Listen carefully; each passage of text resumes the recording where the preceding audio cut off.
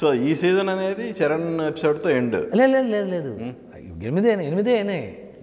చరణ్ది ఎక్స్ట్రాడినరీగా ఉంటుంది. ఆ తర్వాత ఇంకో 2 ఉన్నాయి. అందుకనే ఏమో అంటున్నా. పైగా నాకైతే కళ్యాణ్ గారితో కూడా మళ్ళీ చేయాలి.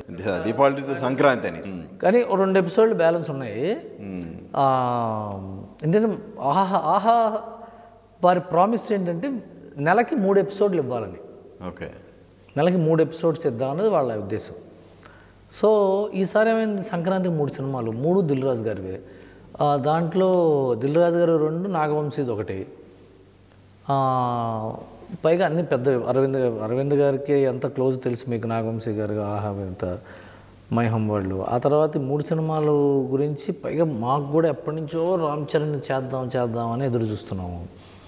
ఒక సినిమా వాళ్ళ సొంత బాలకృష్ణ గారి ఎపిసోడ్ అఖండ చేసాము, వీరసమ్మారెడ్డి చేసాము, భగవంత్ కేసరి చేసాం, ఇప్పుడు ఒకటి చేస్తున్నాం వీరసమ్మారెడ్డి, ఇప్పుడున్నది డాకు మహారాజు. పోతే అనిల్ రావు ఇప్పుడుది, వెంకటేష్ దగ్గర ఇప్పుడు చేయలేము మేము, రామ్ చరణ్ గారు వెంకటేష్ గారు చేయలే.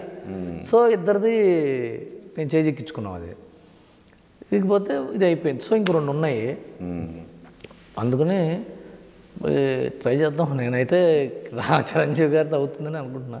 ఓకే, మరి ఇంకా మిగిలిన ఎపిసోడ్ ఇంకా చూస్తున్నాను. ఇంకా పెద్దదే ఉంది, ఎవరు సెన్సేషనల్గానే ఉంటుంది, చూస్తున్నాను. ఇంకా కింద కసరత్తు జరుగుతుంది. ఇంకా నేను ఓకే కాకుండా ఎందుకు చెప్పాడు రవిళ్ళు అంటాడేమో అని చెప్పి నేను చెప్పట్లా.